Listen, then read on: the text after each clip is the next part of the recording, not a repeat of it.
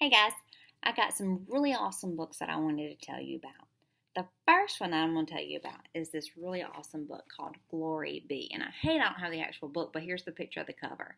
And I'm going to read you first the back cover of the book because I think that's a really good explanation of what the book is about.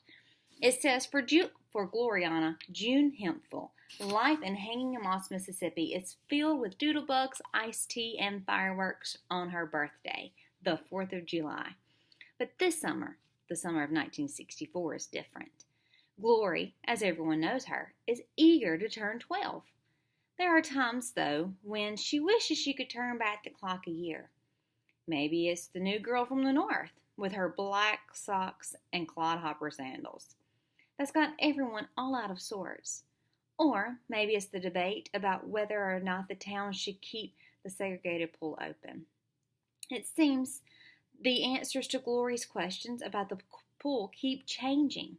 Now she's got to summon the courage to find out what's really the truth and who's lying. Now, this story so reminds me about our little town. Everyone knows everything about everybody, especially when you're the preacher's daughter.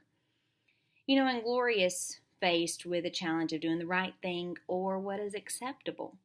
And she quickly learns that doing the right thing is really hard and even faces losing her friends over it. So, what's Glory going to do?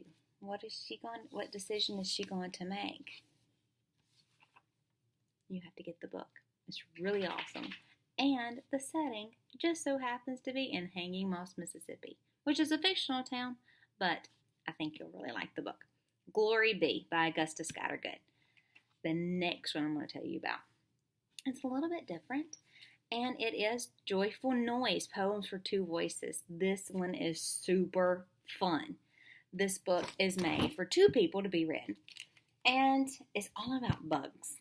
Now, I know poems about bugs doesn't really make sense, but it does, and it's super cool. And you can see,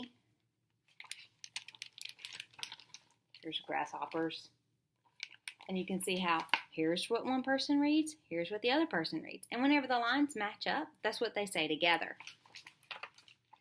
Fireflies, the water boatman, and these illustrations look really cool. So this book's really awesome, especially if it's fun just to do something with a friend, because I know you all love to get the book that your best friend has, and this way y'all can get the same book and read it together. Joyful Noise, Poems for Two Voices. Super awesome. The next one I want to tell you about is another one of my favorites, and it won the Magnolia Award for this year, and it is Crenshaw by Katherine Applegate. It is amazing. Now, for this one, I have a few questions that I need to ask you first. Have you ever had an imaginary friend? Have you ever had to move out of your house? Do you like purple jelly beans?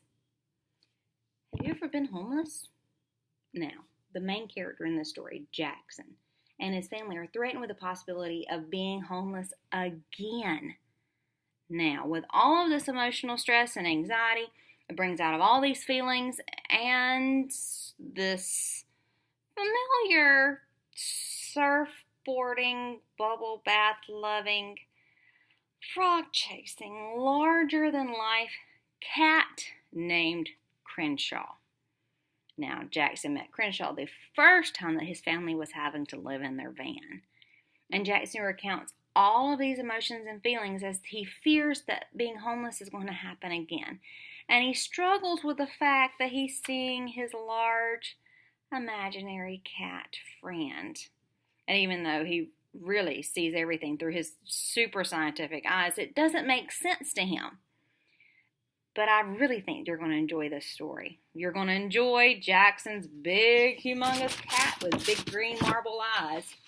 And especially if you have a taste for purple jelly beans.